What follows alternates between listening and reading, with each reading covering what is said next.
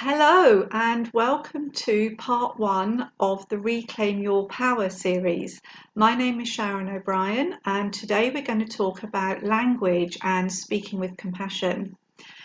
Now, if I ask you the question, when was the last time you looked at yourself and said something nice? It's quite a deep question. Some of you might say, oh, 5 minutes ago, and some of you might be thinking, oh God, I've not done that for a long time, if ever. And that's what this video is all about.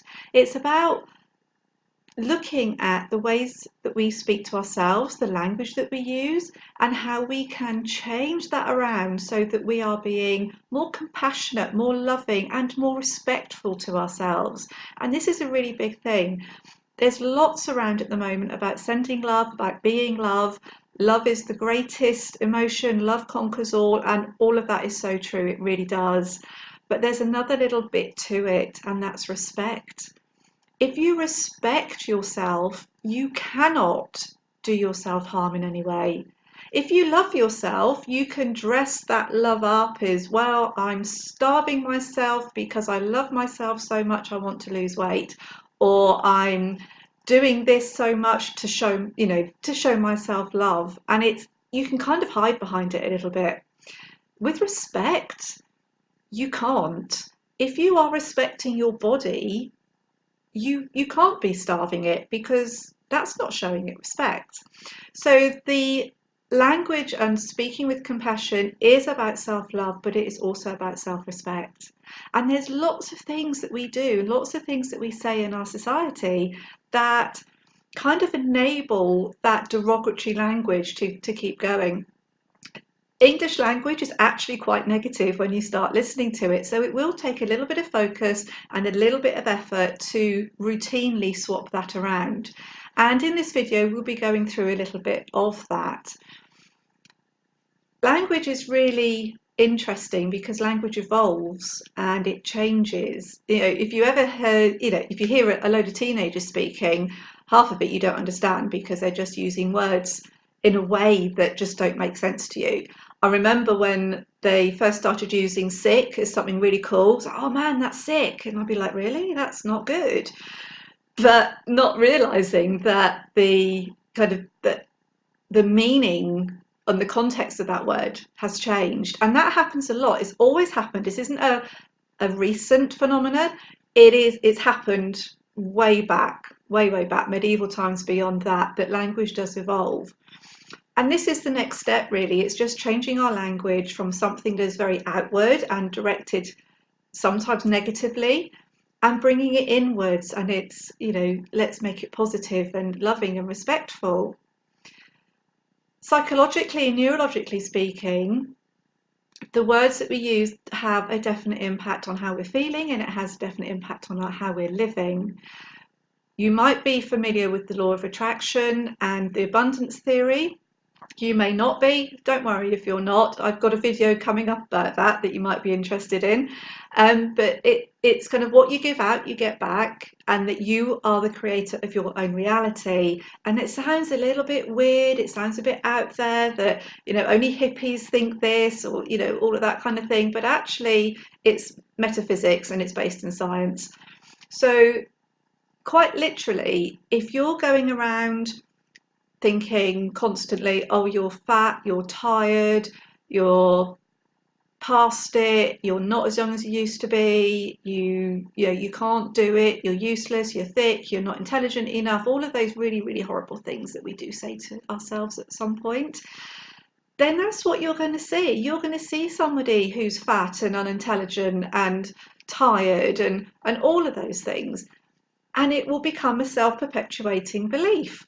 So every time you look in the mirror, your mind's saying, oh God, you look tired. You're seeing somebody that looks tired that makes you feel tired, so you tell yourself you're tired. And you can kind of see how that cycle just keeps going and going and going. But it can be quite straightforward. I won't say easy, but quite straightforward to break that cycle. Now, there's a couple of tools and tips that I recommend when you're trying to do this, because the first step is to be aware of when that chatter is happening. Okay, quite often when you start changing things like this, you realise 10 minutes down the line, oh, I said that, I shouldn't have said it. Don't worry about it. There's no shoulds here, okay? There's only options and choices. You will go through a phase initially of thinking, oh, I shouldn't have said that. Oh, I could have done that better. Oh, I should have said this. That's fine. Just let all that go, okay? It's going to happen. You can't fight it. You can't stop it happening. Just let it go through. It's just a process and it will go through and it will pass. A really good tip is to get an elastic band to go around your wrist. And you don't want it so tight that it's going to cut your circulation off, but you don't want it really flappy either. So just so that it fits just nicely around your wrist, put it on the non-dominant hand, and then as you kind of start noticing language, just ping it, because that will give you what's called a pattern interrupt, and it will just give your brain a second to go, ow, what was that? Oh yes, I was about to say something negative, and then you can change it. And it might feel a bit stilted at first, it might feel a bit blocky and chunky and it doesn't really flow, but the more you do it, the easier it will become. It's just like learning anything new. And if you think back to when you were a child, you didn't just get up and walk and never fall down. You might have walked for a while before you stumbled, you might have taken half a step and stumbled, but at some point you stumbled. But nobody ever said to you, you're not cut out for walking, I'd give it up. They all encouraged you to keep going and keep going, and that's what I want you to do. Encourage yourselves to keep going and keep going with it. And the more you do it, I promise you, the easier it's going to get. So let's just have a look at some of the things that we say on a regular basis that kind of give us a false sense of reality. So one of the things is we will say, I don't have time, I'm too busy. Now, we are busy. We live in a busy world. We've got lots of little factors in our life and we've got to manage all of that. But actually, if you're saying I'm too busy, I don't have time, what it means is that you're not prioritizing that, because you will find time for what you prioritize. If you have to do an extra pickup of one of your kids from an activity and you've got a really busy day, you will find the time to do that because it's a priority. So when you're telling yourself you don't have time or you're too busy, just be aware, is it really that you don't have time, or is it that you're just not willing to make that a priority? Now, if you're not willing to make it a priority, there is nothing wrong with that. It's a really good boundary to set so that things don't encroach onto you and take away your time when you want to be doing other things. So if somebody asks you to do a favour, whether you're at work or whether you're at home with your friends, with your family, and actually it really won't fit into your day, then instead of saying, oh, I don't have time, because that kind of puts you on the back foot, it kind of starts putting you a little bit into victim mode where you can't change anything, you don't have time, there's nothing you can do about it. But it takes you forward into a more positive energy of being assertive and putting your boundaries in place and saying, that's not a priority for me tomorrow, maybe you can do it another time, or maybe not. But having the confidence and the self-respect of saying, that isn't a priority for me. So that's one thing we say often. We do often get out of bed and our first thought is, oh God, it's another day. Oh, you walk into the bathroom, you look in the mirror. Oh God, I look tired. Oh, I've got wrinkles. Oh, look at those, they've come up since yesterday. And we start pulling ourselves apart even before we've had breakfast. If this is a usual routine for you, ask yourself this question. Would I be saying this to my best friend, my sister, my cousin, my boss, whoever? If that answer is no, you really shouldn't be saying it to yourself. Yes, you are getting older every day. That's the way the world works. We're all getting older every day. And I don't mean to sound flippant or disrespectful in any way, but we have to accept the fact that we are all getting older every day and that our bodies change, our skin changes, our hair changes, the way that we feel changes, our energy level changes. And some days it can be great and other days it can be pants. And you know what? That's fine.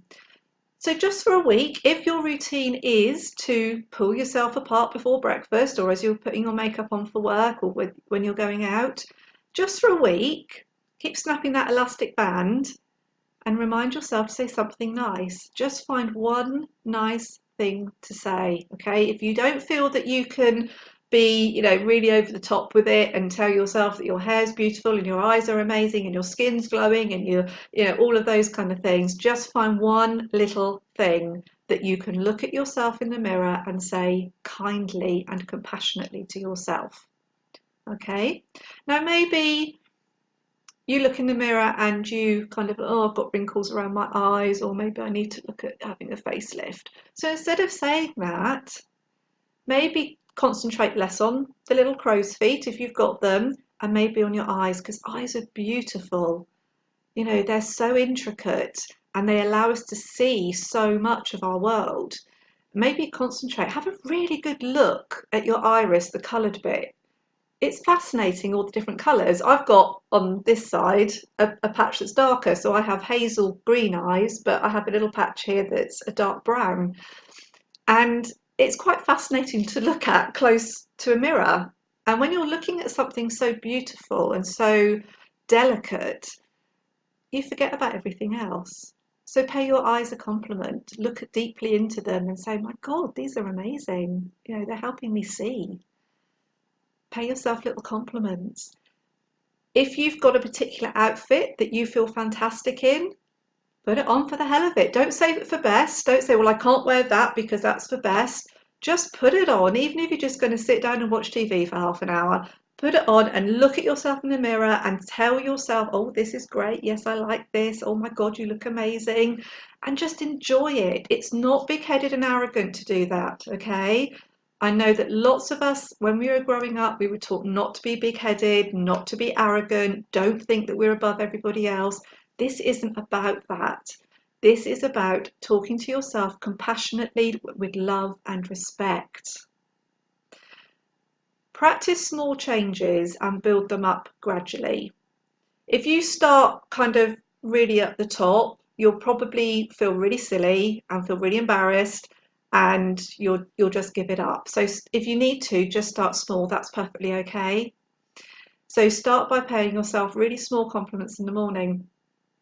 If you notice that you are quite negative in your language around work, you know, I hate my job is boring, my boss is horrible, God, I can't wait to get out of this place, oh, it's only 9 o'clock on Monday and I want it to be Friday. All of those kinds of language, which is really, really common. I've worked in offices, corporate, retail, travel, and it's, yeah, we all do it, let's face it. But just try and inject a bit of positivity, because at the end of the day, you may not enjoy your job at the moment, but it is paying you. It is allowing you to do something in your life that you enjoy, whether that is watching TV, whether that is going out for day trips or holidays, whether that is paying your bills. There is a positive aspect of your work that is paying you money so you can do something. So be really kind of grateful and respectful for that. You know, start saying every now and then, wow, I'm so lucky to have a job that pays me money, because there are millions of people across the world that would give anything to have that opportunity of a job. So just notice that language and see if you can flip it.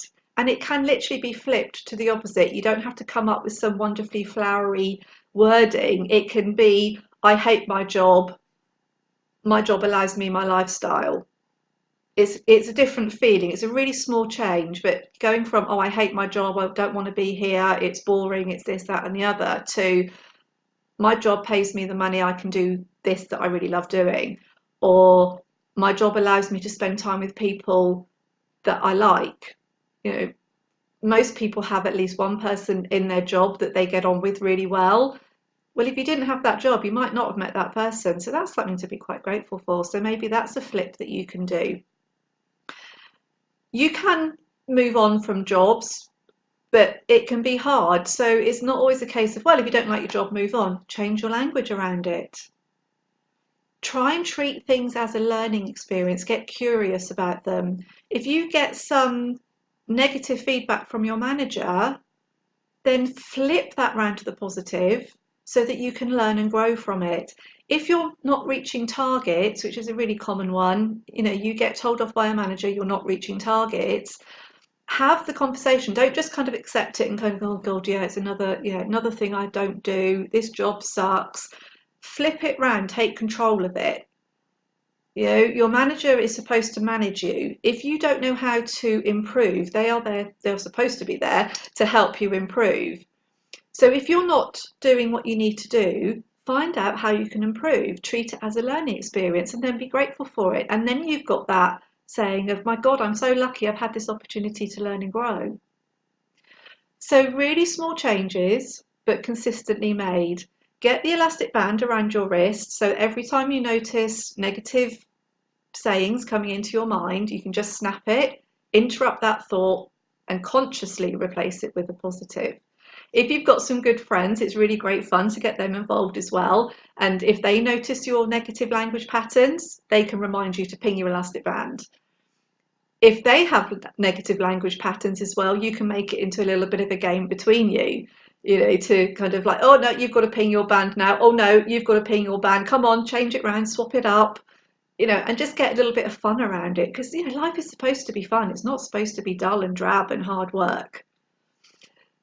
So again, little changes consistently made, and you will find that your outlook improves, that your feelings about things improve. And whilst life isn't always going to be perfect, there are really strong elements within that that you can tap into so that you can take a difficult, hard, maybe slightly depressing day and just elevate it into something a little bit more enjoyable. So there we go. There's some tips for you on talking with compassion. I hope you've enjoyed it. If you have, there's another video in the series, the Reclaim Your Power, and you'll find the link just below. All you need to do is click that link, pop in your name and your email address, and you'll get part 2, which is all about slowing down and how slowing down fixes everything.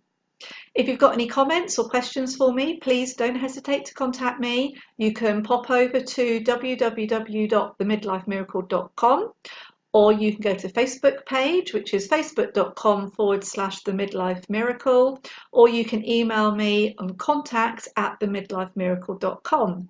And I would be delighted to hear how you're getting on with changing your language, what changes you've made, and what the experiences that you felt. So I look forward to connecting with you soon, and take care and get pinging on that elastic band.